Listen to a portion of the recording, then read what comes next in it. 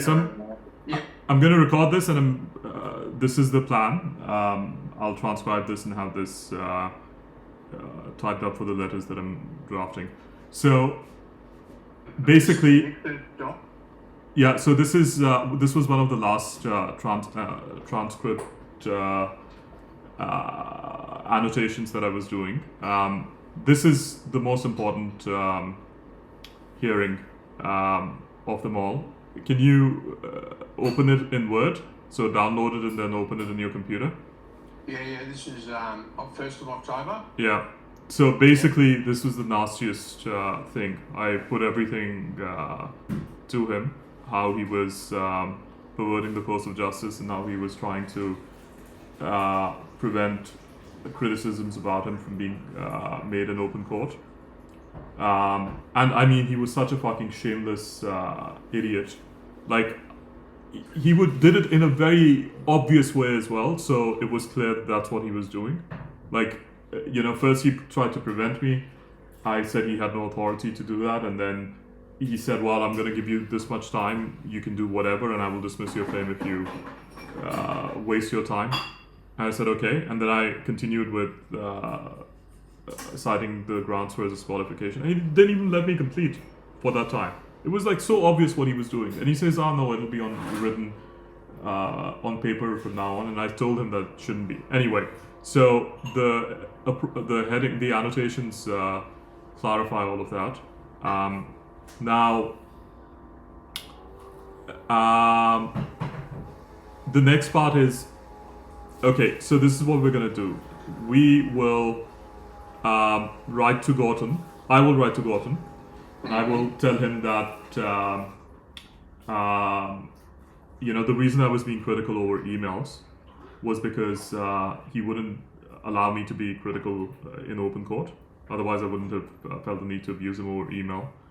And it was because I wanted to make a point that judges cannot, do this sort of thing, prevent criticisms from being made. So all the assholes that he's deluding into thinking that this is an easy way of getting out, they know that this is what will happen.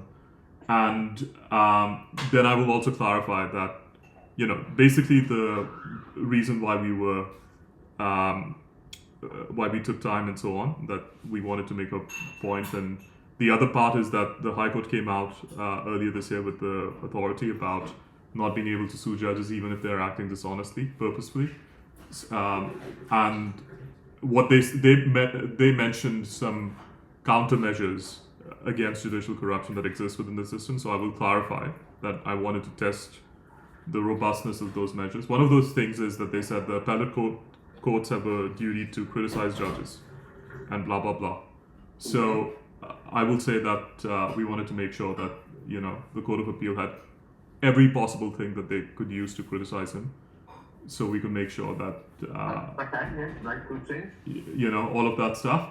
And then I will send him the Spiegelman thing and say that this is what Spiegelman did. I haven't had time to do a version that captures your thing, but, I will. And then we will circulate it to everybody. I'll apologize to him for saying that he's the, son of a former PM, and that's why he's blah blah blah. And I'll say that I shouldn't have said that because his father is a known man, and it's not just an abstract thing with him. So, to the extent that it implied things about his father, I shouldn't have, because families should be out of this. Yeah. And then I'll also apologize for the part where I drafted the email that Lulu sent, where I said that they were. Talking about how LSB employee A being alleged to have worked as an unregistered sex worker in LSB's view was scandalous and not Gorton doing what he was doing. That raises the improper imputation to some people that I'm comparing what Gorton did with prostitution, and it's Yeah. no. I mean, what he did was far worse. and I don't want prostitutes to be offended by what I said. I will clarify. You're probably okay. Not many prostitutes read. No, and I will say that the LSB is far better at extolling the virtues of prostitutes, I'm sure, but to the extent that there can be honorable prostitutes, but no honorable judges in his. Anyway, so I'll say all of that, and then I'll go to the meaty stuff about what he did with the no evidence stuff and the tendency evidence and blah blah blah. Then immediately after I write, you should write, or I'll write on your behalf and say that well, three things. One, that I'll say the stuff that I'd said. I would say about you not being comfortable with making complaints initially, but now basically all gloves are off because of what he's doing. Now, so 3 applications we need to make, or you will make, and then we will endorse. The first one is that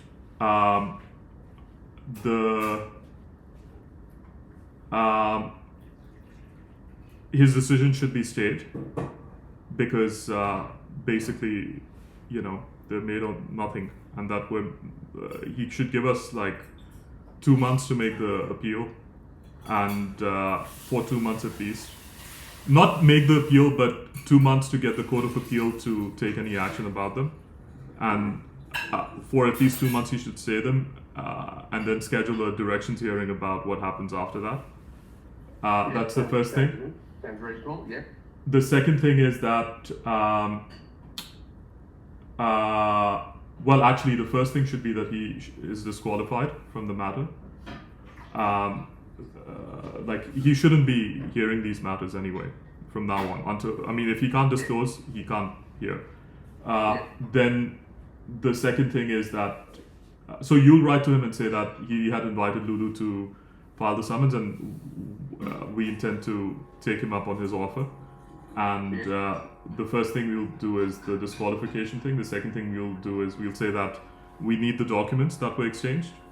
And in my letter, I will cite the, apart from all the other common law things, the Supreme Court in Victoria has recognized that the right to fair trial includes the right to relevant disclosure of documents, especially if it's by the government. Because of that, basically, the documents need to be disclosed. The second thing sought through the summons would be the disclosure of the documents, and then what we'll say is that even if we are wrong about it, obviously he can't decide that because he's conflicted. So a different judge needs to decide that. Third thing will be the stay, and then you'll also say that you intend to share my letter to him with the rest of the profession and the public because of the incriminating allegations there about the Legal Services Board. Yeah? Yeah. So No problem with that. now, then I will write to Mashinsky to make the application for the urgent hearing, and I'll put all the grounds and everything. And then I will also say that, so by the way, I can, yesterday we were having a debate about who was right or not about the Kathleen, criticizing Kathleen. So, as I said, I was right because right after she went on Four Corners, she was voted out of the Bar Council of Victoria Bar. Right after she went on there's actually an article about it, that she was kicked out of. That's a little bit different from what I was saying. I was saying, I was basically saying there is no mileage in attacking her in respect of her views as opposed to what she was arguing in court. Okay, so this is what I'm going to do, and listen to me first and then react. So what we will quote all the authorities about the constitutional right to criticize judges and so on, and the High Court has clarified in several authorities that so what they've said is that because the structure of government is basically unified in Australia, such that you can't really differentiate. It's a continuous spectrum between the actions taken at local level to the actions that ultimately get taken at the highest level in federal government, and each thing informs the other. So the right to participate in elections and to campaign and to persuade other people to vote for a specific person, all of that necessarily implies that you should be able to criticize everyone in the government down to the local state level, in the council levels as well. That's what the High Court has said, and they've explained it perfectly in a number of authorities. I will quote all of that. Now, the problem with Kathleen Foley is that she is a member of the government. She holds government portfolios, okay?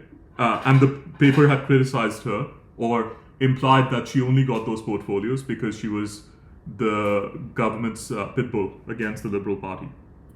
So what I'm going to say is that the Attorney General couldn't find an honorable barrister to make these allegations, honorable senior barrister, of independent, who was not conflicted.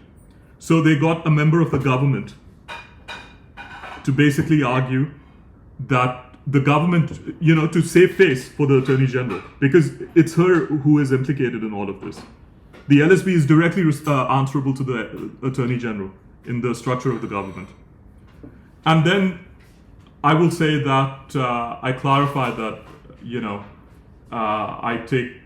I'm not attacking her action or her position in criticizing those authorities, obviously, except for the fact that she went after Gleeson, and I don't think it was appropriate in that, to imply that he was silent is to imply that he knew that wrong things were happening and then he was silent, which is to cast aspersions upon him which were not really, there was no evidence in the public domain at least of that. So in that way it was scandalous, but apart from that, I don't have any problems with the allegations she's making. In fact, I'm progressive myself, but what I have a problem with is that she's basically profiteering out of the misery of the actual victims, because what she does is she only comes out and criticizes people when it's absolutely safe. After the whistleblowers have taken all the fucking hits and the person is 6 feet under, and then she conveniently comes in and then takes shot when she knows that there is no fucking implication for her. Whereas what I do is confront the people that I'm alleging directly, give them an opportunity to address in forums that they control. Give them an opportunity to address the allegations, and I will obviously cite. And from there I will include the letter to Gorton to demonstrate what I'm saying, and say that this is the difference between what I'm doing and what she's doing, and But can you recall that she is actually being instructed by the LSB, so. No, but it's all okay. Listen. What you've previously done is sort of irrelevant. No. But she works for the Attorney General. Right. She works for the Attorney General. Like her appointment to the positions that she's been appointed to by the Attorney General's office, or by the Andrews government. As King's Counsel. What? No, not King's Counsel. So she holds government portfolios. She was appointed as a. So one, she was appointed to the Law Review Commission, and two, she was appointed to another thing to investigate sexual offences within the education system. Oh. I forget what ministry it was. Yeah. So A lot of barristers are. Sorry? I think a lot of barristers are. I know, but okay, that's not the point. The point is that No, the point is that she can be on other things, but she can You can have. She's instructed to represent an alternative view. Yeah, I'm just doing what she was doing. I'm criticizing her. She criticized Gleason CJ for less than what I'm criticizing her about, by the way. I don't think you get. I still have the same view. I don't think you're going to get any mileage out of criticising her in that regard. Okay, but let me just. I hadn't finished. And the last thing I would say is that, like was pointed out in that authority, that all electors should know who they're electing for. All members of the bar should know who she is. And, all the posturing that she does, this is what she does in court. Well, I think it's pretty different things. I really do. I mean, because in court, they've got to represent their client as they're instructed. No. So can I can cite a rule for you that she's. No, you can cite whatever. I'm just. But that's the law. Are you saying that? Okay. So the regulation prohibits barristers from invoking compulsive measures of the court unless there is a proper basis to do that. That's fair enough. Yeah. Yeah. So there was no proper basis to say that. The court should injunct us